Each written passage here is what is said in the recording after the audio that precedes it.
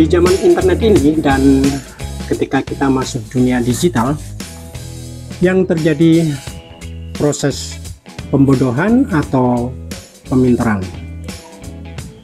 tergantung pada cantelan.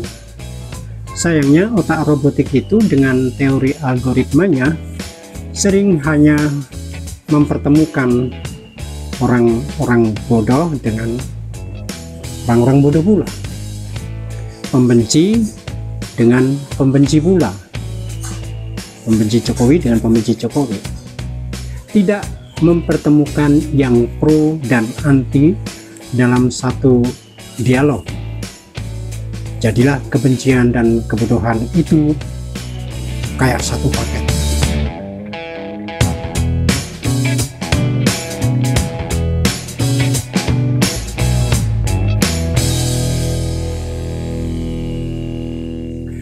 Saudara-saudara sebangsa dan setanah air, sedunia dan seakhirat, secapres ataupun tidak, jika beda jangan baper.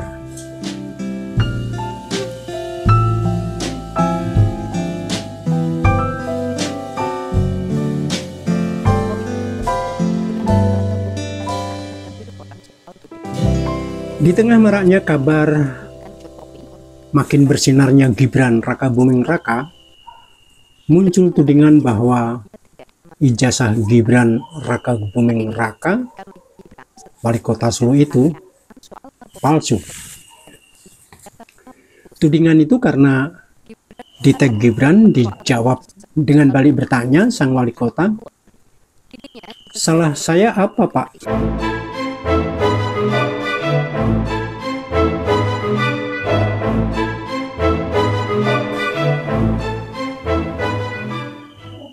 Kalau saya boleh membantu menjawab, salah Gibran adalah nasib baiknya membuat baper mereka yang tidak suka atau yang nasibnya tidak sebaik Gibran. Lantas dicari-carilah apapun tudingannya, ngawur dan tanpa bisa memberikan bukti.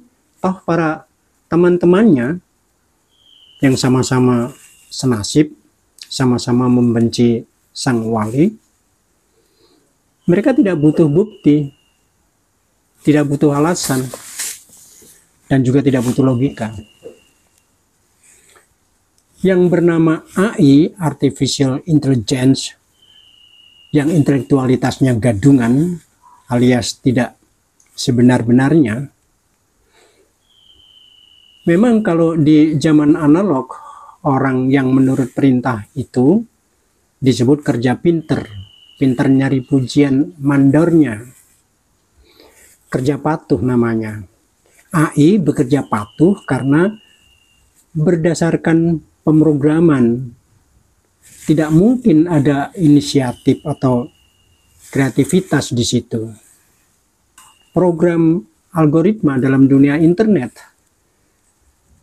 hanya akan mempertemukan apa-apa yang sewarna atau senada. Anda sebagai pengguna medsos, jika memposting apapun yang berwarna kuning, Anda akan disodori berbagai konten, berbagai hal, berbagai produk tentang warna kuning. Dari iklan produk hingga postingan kreatif lainnya. Itu kerja mesin program. Dan itu begitu dipatuhi atau disukai bagi mereka yang mencari duit di dunia medsos. Maka nasihat para programmer itu kalau mau sukses di YouTube misalnya, fokus satu tema saja, jangan campur aduk. Kalau tentang roti ya terus saja tentang roti, apapun tentang roti. Kalau benci Jokowi ya terus saja tentang benci Jokowi. Dan algoritma akan mengumpulkan, menghubungkan tipe-tipe yang sejenis. Disitulah terjadi eksploitasi. Para peselancar sejati yang melakukan eksplorasi tidak banyak. Dunia digital sudah diprogram dengan shortcut.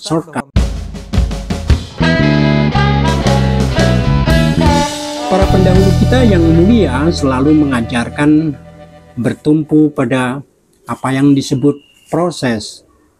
Ikutin dengan setia, ikutin dengan tekun. Karena itu muncul adagium, proses tidak akan mengkhianati hasil. Meskipun kenyataan kadang juga sebaliknya. Sementara teknologi digital kini memungkinkan ada banyak potong kompas, shortcut. Internet menyediakan segalanya. Proses berpengetahuan dan keterampilan bisa diringkas dengan berbagai ilmu baru yang disebut coding. Tinggal comot sana sini, tinggal download sana sini, kopas. Nah, dengan kondisi yang semacam itu, tiba-tiba mak bedunduk. Ketika tingkat literasi kita masih 10 besar terendah di dunia, tahu-tahu dan tempe-tempe, sudah disodori teknologi informatika yang canggih. Sudah pada pegang Android yang smart.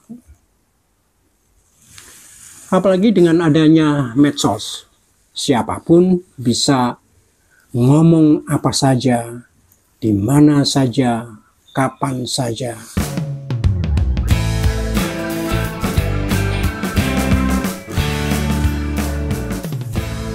Tidak sebagaimana zaman dulu nulis di media konvensional seperti koran atau majalah, apalagi buku, itu hanya bagi para cerdik cendekia.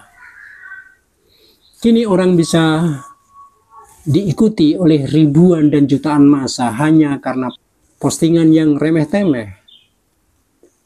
Dengan medsos, semua orang bisa eksis, semua anggota masyarakat adalah tokoh masyarakat, seperti dikatakan Jostein, jurnalis Time Magazine, dalam tulisan mengenai fenomena medsos yang dipenuhi dengan bullying.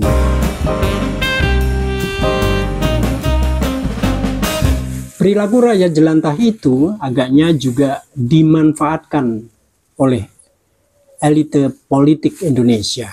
Bukan untuk menyadarkan atau memberi pembelajaran, pencerahan bahwa hal itu merugikan, tetapi justru ditunggangi atau dimanfaatkan. Lihat pernyataan para elit politik, apalagi yang sedang berseteru, berkompetisi pada Pilpres 2024. Sayangnya para teraniaya yang menjadi sasaran hoax, fitnah, ujaran kebencian, masih banyak yang berpedoman bahwa Gusti Allah ora sare.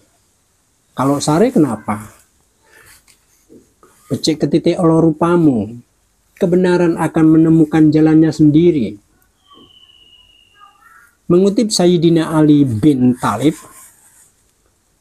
tidak perlu menjelaskan tentang dirimu kepada siapapun, karena yang menyukaimu tidak butuh itu, dan yang membencimu tidak akan percaya itu.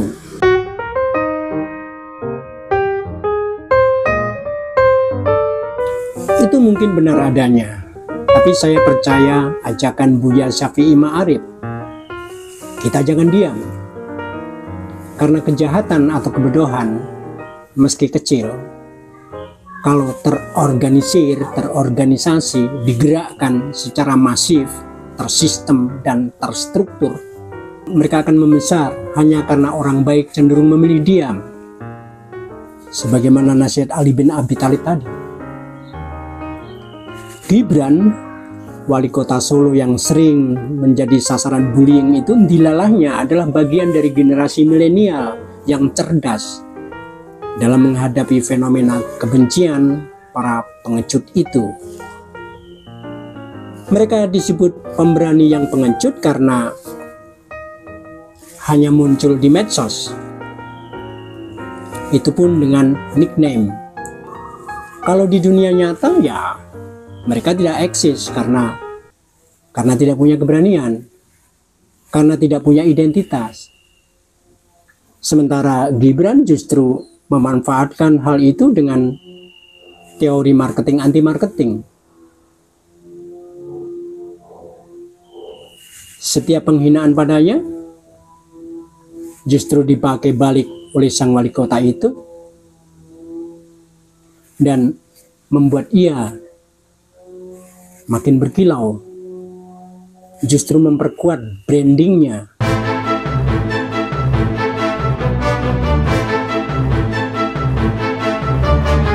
Bahwa dia anak presiden yang sedang berkuasa, kenapa? Terus dia harus dihukum karena orang tuanya salah menjadi presiden. Tentu saja lebih baik anak presiden yang patuh hukum dan berani berbuat baik pada sesama daripada anak presiden yang jadi penjahat atau koruptor atau menjadi pengusaha dengan fasilitas ayahnya, orang tuanya, atau jadi capres-cawapres dengan modal pamor ayahnya. Dan perbandingan yang terburuk tentu sudah tidak jelas identitasnya, tidak jelas pula leluhurnya, ngomongnya pun juga tidak jelas. Kecuali ketika sedang memfitnah atau membuli yang tidak disukainya.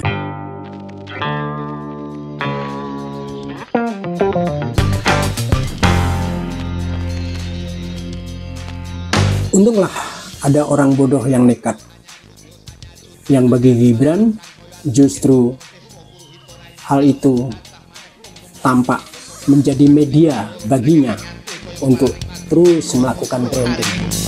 Yang ngatos lumeng sering rakti sang resya mataku anggung aku anti kematan